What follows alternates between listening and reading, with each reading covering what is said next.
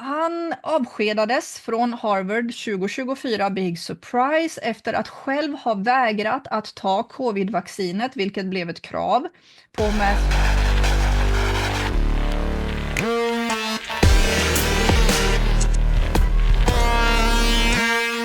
Välkomna tillbaka fantastiska människor. Jag har goda nyheter idag. Det har varit lite nyhetsinslag kring detta de senaste dagarna, eller den senaste dagen ska jag kanske säga. Men det är lite för tyst om detta därför att det här är goda nyheter. Så låt mig gå in i det här, och det har allt att göra med, vad ska man säga, framtidens hälsoråd och allting kring RFK Jr. Vi har en svensk man involverad där och han är goda nyheter. Vi kanske kan återfå lite stolthet tillbaka till Sverige. Låt oss se, låt oss se. Det här låter i alla fall som väldigt goda nyheter hittills. Jag har skrivit denna texten på min Substack. Där finns alla länkar till allting som jag pratar om idag.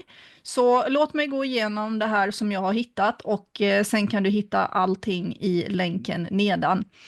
Mannen heter alltså Martin Kulldorff. Han är Sveriges röst i USAs vaccinråd nu för tiden. Och han kommer utmana den här vaccinpolitiken tillsammans med RFK Jr., Robert F. Kennedy Jr. Och han är svensk. Så låt oss gå in i det här.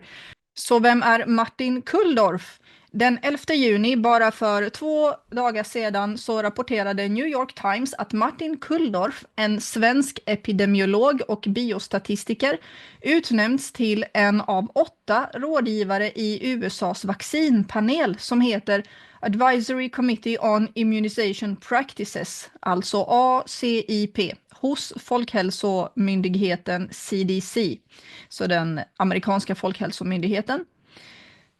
Utnämningen gjordes av hälsominister Robert F. Kennedy Jr. och det här är ett väldigt bra ögonblick för Sverige kan man säga. Kulldorff föddes i Lund och han delar den här balanserade synen på vetenskap och framförallt frihet. Han blev en central figur i den här diskussionen kring pandemin genom sitt arbete med The Great Barrington Declaration. Om ni minns så var det en massa läkare som skapade The Great Barrington Declaration. Jag ska gå mer in på det. Och där var alla läkare med som som hade en balanserad syn på det här med pandemihantering och vaccin. För det stod ju lite mellan: ska man tvångsvaccinera? Ska man straffa dem som vaccineras, tvångsvaccinera, eller hur ska man göra? Och så vidare. Martin, född 1962 i Lund, studerade statistik i Umeå vid Umeå universitet, där hans arbete senare belönades med hedersdoktorat. Så blev han professor i medicin vid Harvard Medical School från 2003 fram till 2024. Och hans forskning fokuserade på vaccinsäkerhet och infektionssjukdomar. Han har gjort ett betydande bidrag genom att utveckla de här statistikmetoderna för att övervaka biverkningar av vaccin. Ett exempel är hans arbete med CDC's Vaccine Safety Data Link. Ett system som används globalt för att analysera vaccinsäkerhetsdata och också identifiera sällsynta biverkningar. Under covid-19-pandemin så blev Kulldorff en stark röst för Sveriges pandemistrategi, och den skiljer sig markant från narrativet, vilket vi vet, och det skiljer sig framförallt markant från många andra länders hantering av det här. Mycket till stor irritation för WHO Teddy. Sverige undvek ju strikta nedstängningar. Vi höll ju skolor öppna, arbetsplatser och allt sånt här. Och den här strategin leddes, om ni minns, av Folkhälsomyndigheten och Anders Tegnell då. Det hela gick ut på att minimera virusets skador utan att låsa in friska människor. Det var det som var hela grejen. Kulldorff hyllade Sveriges modell för hur vi skötte hela den här grejen, och han har flera gånger påtalat att det ledde till lägre överdödlighet än många andra länder som också då hade hårdare restriktioner, och vi undvek också sociala och ekonomiska katastrofer, vilket många andra länder inte gjorde. Så The Great Barrington Declaration, jag vet inte om ni minns det, eller många av er minns nog det för att det här kom ganska tidigt under den här pandemin. Och det var här Kulldorffs internationella genombrott kom med The Great Barrington Declaration. Han skrev under den, eller skrev den tillsammans med Jay Bhattacharya, professor vid Stanford, och Sunetra Gupta, professor vid Oxford. Den här skrevs under 2020, den 4 oktober, och det var en strategi som handlade om fokuserat skydd, det var så det kallades.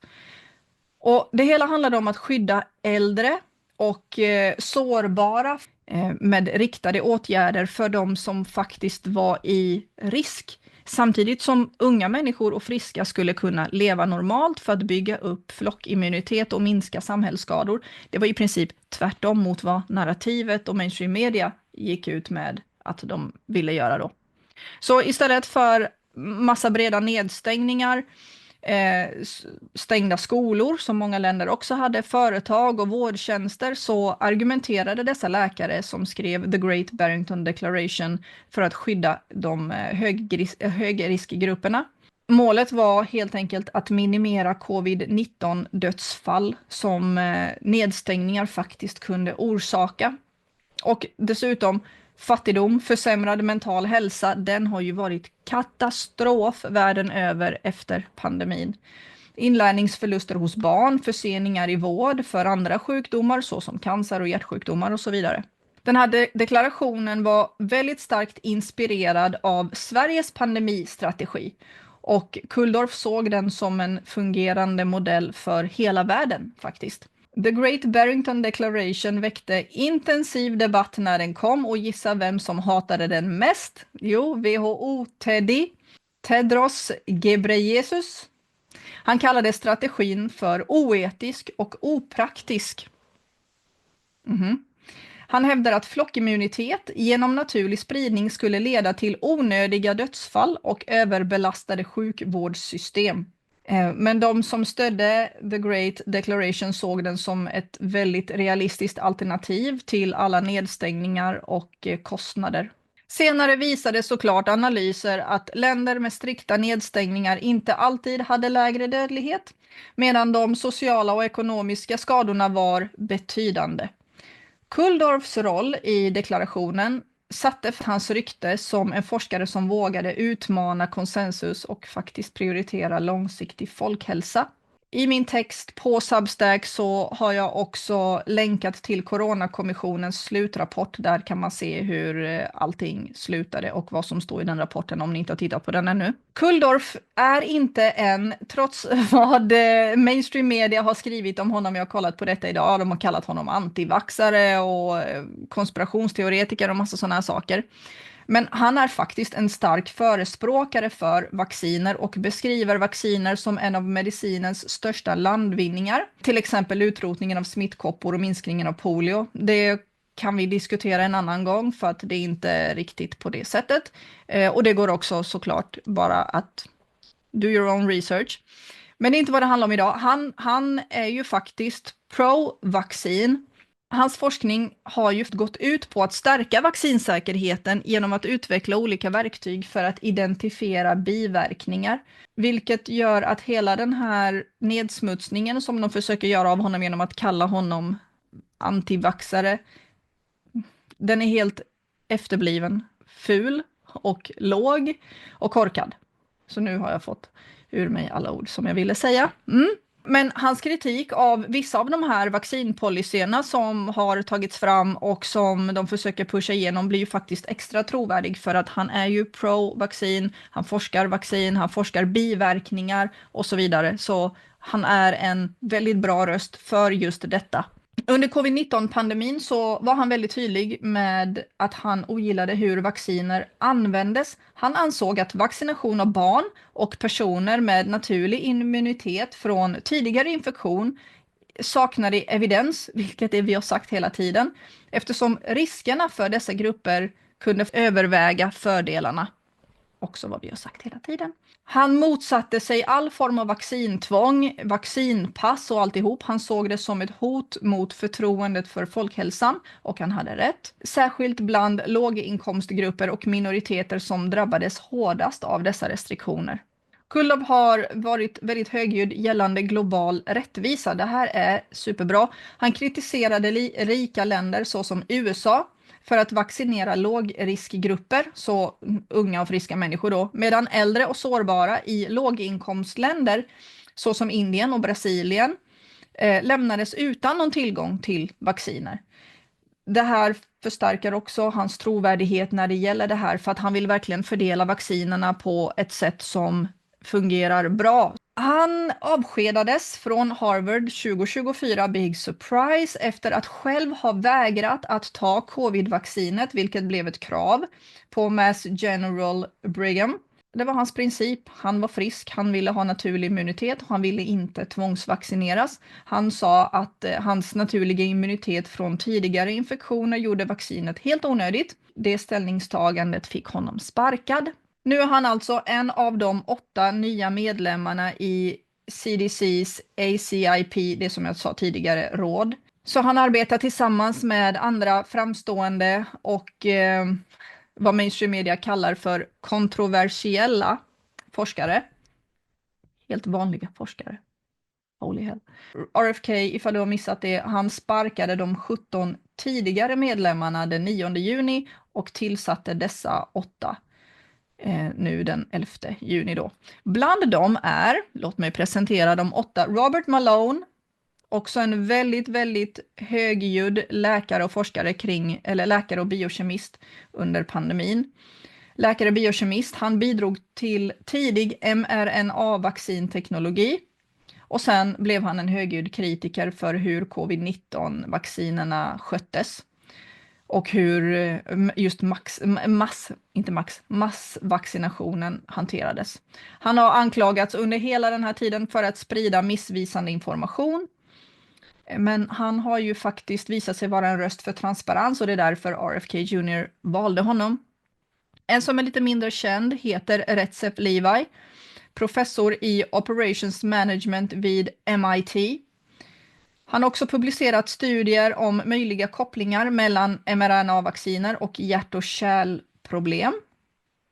Yes, det har vi sett väldigt, väldigt tydligt efter pandemin, hur det har gått. En annan heter Cody Meissner, professor i pediatrik vid Dartmouth, som tidigare suttit i ACIP och FDAs vaccinpanel. Han stödde också The Great Barrington Declaration och kritiserade framförallt maskmandat för barn och vissa av de här vaccinrekommendationerna. Sen har vi Vicky Pebsworth, en sjuksköterska och före detta medlem i FDAs vaccinpanel. Hon är kopplad till National Vaccine Information Center, en organisation som har kritiserats för att sprida vaccinskepsis. Givetvis. För så fort du ställer en enda liten fråga om vaccin så är du en antivaxare eller skeptiker. Herregud vad sjukt. Joseph Hibben, tidigare chef vid NIHs avdelning för näringsneurovetenskap. Han har väldigt stor erfarenhet av federala hälsoroller tidigare. James Pagano, en akutläkare som beskrivs som en förespråkare för evidensbaserad medicin. Michael Ross, den sista professor i obstetrik och gynekologi. Han har stor erfarenhet från biotech-styrelser. Så det verkar som att RFK Jr. har byggt sig ett superteam här. Han har ju själv länge kritiserat läkemedelsindustrins inflytande och hur de här vaccinpolicyerna har skapats. Han har också skrivit två eller tre böcker, 2 böcker tror jag, kring vacciner. Och han valde den här panelen av uppenbara skäl. Men hans egna ord är att han prioriterar evidensbaserad medicin och transparens. Och säger att den tidigare panelen var präglad av intressekonflikter och fungerade som en gummistämpel för vaccinindustrin, hans egna ord. Kulldorffs roll i panelen är särskilt betydelsefull för att han har forskat på just vaccinsäkerhet. Han har ju det här svenska perspektivet eftersom vi var de enda som skilde oss från hur hanteringen gjordes då. Läkartidningen har givetvis skrivit om detta och det var väldigt, väldigt roligt. Den 12 juni skrev de om Kulldorffs utnämning. De fokuserade såklart på att han fick sparken från Harvard och hans tidigare roll i Great Barrington Declaration. De kallade honom och andra i panelen för vaccinskeptiker. Så om man forskar på vaccinets säkerhet så är man skeptiker. Så vad betyder det då enligt dem att man inte ska forska på vaccinsäkerhet för att man ska bara blint acceptera alla former av vacciner? Man vill ju inte vara en skeptiker, menar jag ju. Beskrivningen är obviously väldigt, väldigt missvisande och förenklad. Nu vet vi det, för nu har jag berättat om Martin. Han är bara en erkänd vaccinforskare och han vill bara att rekommendationer ska baseras på vetenskap och frivillighet, inte tvång. Det är nog det som gör att mainstream media fäller honom såklart. Givetvis fokuserar Läkartidningens artikel på att han fick sparken efter att ha vägrat att ta covid-vaccinet själv, men de utelämnar självklart att han motiverade detta med sin naturliga immunitet och att hans avsked också kopplades till hans offentliga kritik av pandemihanteringen. Så de tog bort några sådana här välvalda delar såklart. Vi vet ju alla hur mainstream media fungerar. Givetvis har andra narrativets experter såsom Dr. Sean O'Leary från American Academy of Pediatrics. Han har kallat RFK Juniors avskedande av de 17 tidigare rådgivarna i den här panelen för en folkhälsokatastrof. Så det faktum att han avskedade dem, som uppenbarligen inte gjorde ett bra jobb, är en folkhälsokatastrof. Ja, makes perfect sense. Han säger att den nya panelen saknar tillräcklig expertis och är ideologiskt driven. Han hade inte alls samma kritik mot de förra som definitivt var ideologiskt drivna. De som försvarar Kulldorff och de andra i panelen, inklusive RFK Jr., säger att panelen behövs för att återställa förtroendet genom att utmana en folkhälsa som ibland har präglats av toppstyrning och industrier och brist på debatt. Så det är ju bara själv att gå tillbaka och se hur det här har hanterats och diskuterats. Och det är väldigt, väldigt lätt att se vilken fot man bör stå på här.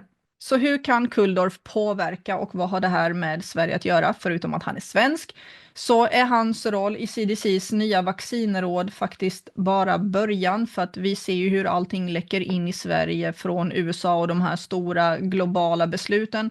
Hans arbete kan faktiskt påverka hur vacciner används, hur framtida pandemier hanteras och hur folkhälsan ska balansera vetenskap med transparens och alla sådana här policyer som sätts. Det som inte har räknats med i de här policyerna hittills är ju mänskliga rättigheter kanske. Så genom att han jobbar med RFK Jr. och kollegor såsom Malone, Levi och Meissner så har han faktiskt en chans att driva en agenda som är för människor, inte för industrin.